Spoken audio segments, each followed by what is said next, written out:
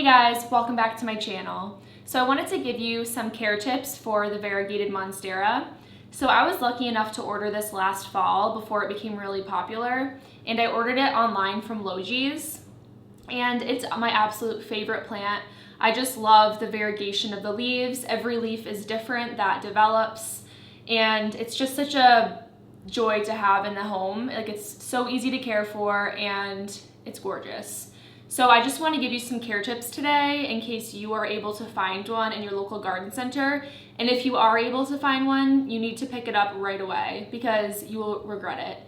They're very rare at the moment, and I've looked everywhere to find a second one because I just love this one so much. And I have had no luck so far. I've even looked online, I haven't been able to find anything. But anyway, let's get into the care tips and stay tuned if you're interested in learning how to care for this at home. So the type of light that mine receives is an eastern exposure. So it receives morning sunlight, which is ideal because the sun is not as strong, but it still gives it enough light to grow and thrive. I have also heard of other people growing this type of plant in a northern window, and other people have had a lot of luck with that. But I prefer eastern. I would avoid southern and western exposure just because the sun is very strong. But if you happen to only have western or southern exposure in your home, what I would do is maybe keep it about 8 feet or more back from the window so it's not receiving any direct sun rays on the leaves, and then it would be fine because the direct sun in the afternoon is just really harsh. So you sometimes have to just make do with what you have. For soil, I just use a standard potting soil. I really do prefer Espoma organic potting mix. Some people like to add perlite and bark to their soil just to make it more aerated and more well draining. I personally, for all my monsteras, just use regular soil and they do fine. When it comes to growth, this is a very slow growing plant. I had this for about 8 months. Nothing happened, no growth happened. And then this spring, 2 of these leaves have developed, and I'm just so happy that it's finally growing for me. So you definitely have to be patient with this plant just because it is such a slow grower. And I do think that is one of the reasons why it's pretty hard to get this in the garden centers, because it takes the nurseries so long to replicate and propagate this plant. The pot that mine lives in is terracotta, and I do prefer terracotta because 1, it has a drainage hole, and 2, it's porous. So the soil does dry out faster compared to like a glazed pot or a decorative pot.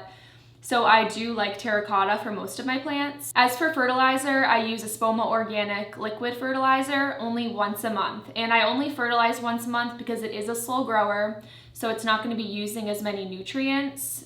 And you don't wanna overfeed any of your plants because you can burn the roots if you're over fertilizing. When it comes to pests you need to look out for, luckily I have not had any insects attack my plant, but it is good to become familiar with what they look like. So if you are new to houseplants, I would research just like the general insects that could attack your plants, such as scale, mealybug, thrips, aphids, spider mite.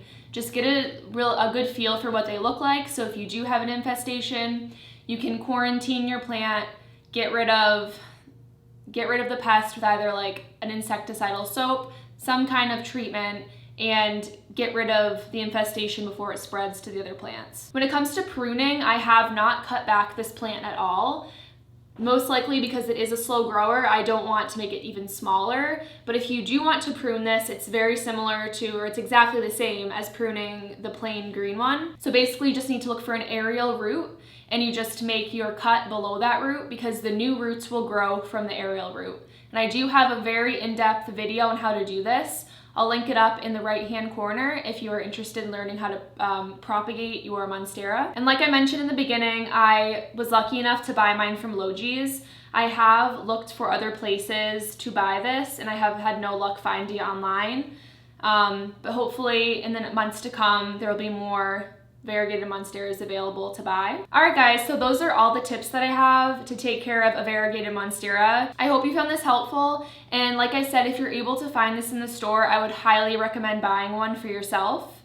So if you have any questions, be sure to leave them down below. You can also follow me on my Instagram, it's Juju Succulents, and please subscribe if you enjoy these type of videos. I do try to post every week. Alright guys, I'll see you in the next video. Bye!